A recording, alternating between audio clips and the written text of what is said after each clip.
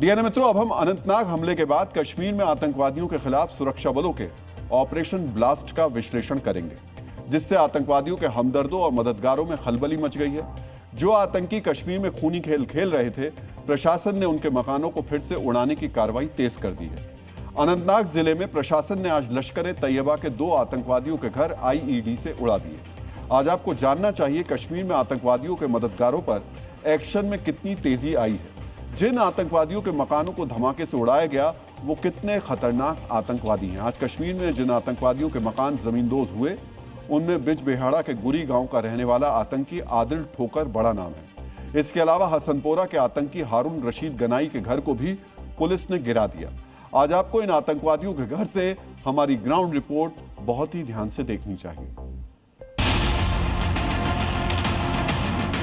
इस वक्त हम अनंतनाग जिले के हसनापुर गांव में है और यहाँ पीछे जो अब मकान जो ढाया गया है वो देख रहे हैं। डिब्रीज जो है ये बताया जा रहा है कि हारून रशीद गनाई जो लश्कर का एक्टिव टेररिस्ट बताया जा रहा है अथॉरिटीज़ के मुताबिक, और वो सिक्योरिटी फोर्सेस की लिस्ट में लिस्टेड है, वांटेड है। और बिजबिहाड़ा के ही आदिल ठोकर, उसका मकान भी गिरा दिया गया है। और आदिल के बारे में अगर बात करें तो जब पहलगाम हमला 2025 में हुआ था, उसमें भी उसके हमले के बाद जो है उसका मकान गिरा दिया गया था।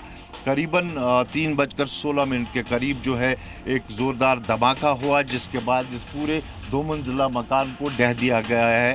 और आप देख सकते हैं पूरी तरह से ये मकान जो है गिरा दिया गया है। कुछ बिलोंगिंग्स यहाँ पर अभी भी अंदर मौजूद हैं और इसके अलावा कुछ यहाँ से निकाल दिए गए हैं। और बताया जा रहा है कि जो हारून है उसके केवल पिता यहाँ पर रहते थे अकेले, उनको बाहर निकाला गया और उसके बाद इस मकान को जो है एक कंट्रोल ब्लास्ट के जरिए गिरा दिया गया। आज आपको लश्कर-ए-तैयबा के उन आतंकवादियों के बारे में भी जानना चाहिए जिनके मकान को प्रशासन ने विस्फोट करके उड़ा दिया। इनमें से एक हारून रशीद गनाई हसनपोरा का रहने वाला है। ये 2018 में आतंकवादी संगठन लश्कर-ए-तैयबा के साथ जुड़ा। पहले इसने लश्कर के लिए ओवरग्राउंड वर्कर के तौर पर काम करना शुरू किया। इसके बाद 2021 में ये सक्रिय आतंकवादी बन गया। फिलहाल ये साउथ कश्मीर में आतंकी गतिविधियों के काम में लगा हुआ है। हारून रशीद गनाई स्थानीय युवाओं को आतंकी बनाने के काम में भी एक्सपर्ट है। मार्च 2025 में भी अनंतनाग पुलिस ने उसके घर के अवैध निर्माण को ध्वस्त किया था।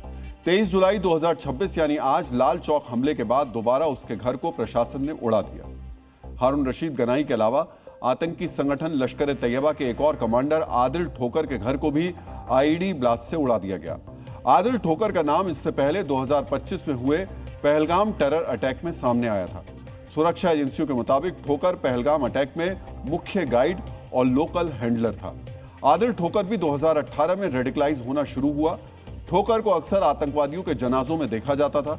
2018 में परीक्षा देने के बहाने ये आतंकी घर से बडगाम जाने को निकला, लेकिन वैध ट्रैवल डॉक्यूमेंट लेकर अटारी बाघा बॉर्डर से पाकिस्तान चला गया। ठोकर ने पाकिस्तान जाकर लश्कर-ए-तैयबा के कैंप में आतंकी ट्रेनिंग ली और 2024 में नियंत्रण रेखा पार करके वापस कश्मीर में घुसपैठ की। फिलहाल आदिल साउथ कश्मीर और जम्मू के डोडा किश्तवाड़ में सक्रिय बताया जा रहा है। पुलवामा अटैक में नाम आने के बाद 25 अप्रैल 2025 की रात को इसका घर उड़ा दिया गया था। उसके बाद ठोकर का परिवार एक नए घर में शिफ्ट हो गया, लेकिन बीती रात एक धमाके के बाद आदिल का दूसरा घर भी जमींदोज कर दिया गया। मित्रों, अनंतनाग में पुलिस कांस्टेबल पर हुए हमले के बाद सुरक्षा बल आतंकवादियों और उनके मददगारों को सख्त संदेश देना चाहते हैं। इसीलिए आतंकवादियों के घर पर एक्शन हो रहा है। पुलिस ने अब तक आतंकवादियों की मदद करने वाले 2800 ओवरग्राउंड वर्कर्स को हिरासत में लिया है, जिनसे हमला करने वाले आतंकियों का सुराग हासिल करने की कोशिशें की जा रही हैं। आतंकवादियों और ओवरग्राउंड वर्कर्स के खिलाफ कार्रवाई ये संदेश देती है कि सक्रिय आतंकवादियों को पनाह देने या उनसे जुड़े रहने का सीधा असर परिवार की संपत्तियों पर पड़ सकता है।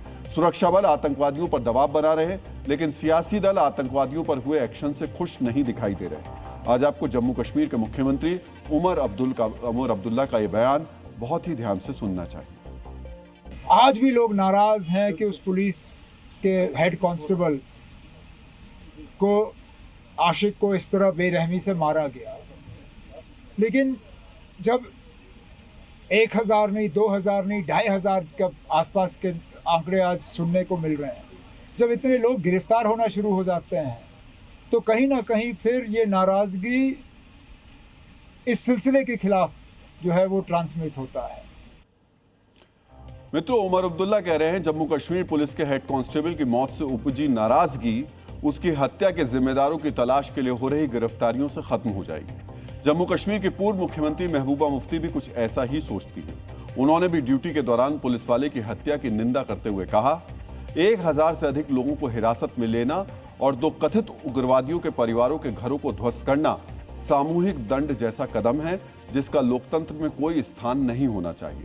मित्रों, जिस आतंकी की पहलगाम अटैक में भूमिका है, महबूबा मुफ्ती तो उसे आतंकवादी भी नहीं कहना चाहती। उनकी नजर में जिनका घर गिरा वो कथित उग्रवादी हैं।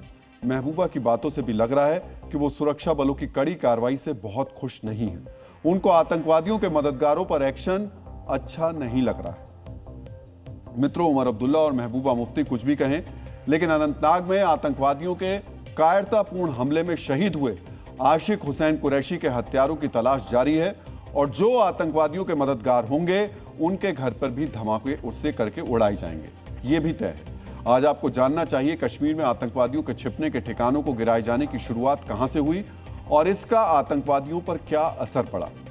1990 के दशक में सुरक्षा बल आतंकवादियों के छिपे होने पर घर को घेर कर फायरिंग करते थे, ग्रेनेड और लॉन्चर से हमला करते थे और ऐसे में आतंकवादियों के मकान मुठभेड़ के दौरान मलबे में तब्दील हो जाते थे।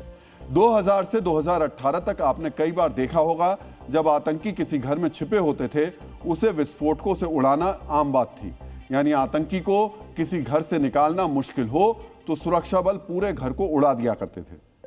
उस समय घर इसलिए नहीं उड़ाया जाता था कि वो किसी आतंकी का अपना घर है, बल्कि धमाका इसलिए होता था क्योंकि आतंकी उस घर को छिपने या फिर सुरक्षा बलों पर हमले के लिए इस्तेमाल उसको कर रहा होता था। लेकिन 2019 के बाद सुरक्षा बलों के लिए आतंकवादियों के खिलाफ सख्त कार्रवाई करना और आसान हो गया। 22 अप्रैल 2025 के दिन पहलगाम आतंकी हमले के बाद सुरक्षा बलों ने सीधे आतंकवादियों के घरों को निशाना बनाना शुरू किया। तब 48 घंटे के अंदर सुरक्षा बलों ने लगभग 10 आतंकवादियों के घर आईईडी धमाके या बुलडोजर से ध्वस्त कर दिए थे। मित्रों, सुरक्षा एजेंसियों का मानना है कि आतंकवादियों के घरों पर कार्रवाई से आतंकी बनने की कीमत बढ़ती है और इस एक्शन से आतंकवादियों की संभावित भर्ती में कमी आ रही है। इसके अलावा संपत्ति पर कार्रवाई की आशंका के कारण परिवार अपने सदस्यों को आतंकवाद की राह पर जाने से रोकने का अधिक प्रयास कर रहे हैं, जिससे युवाओं को भड़काना या भटकाना मुश्किल होता है।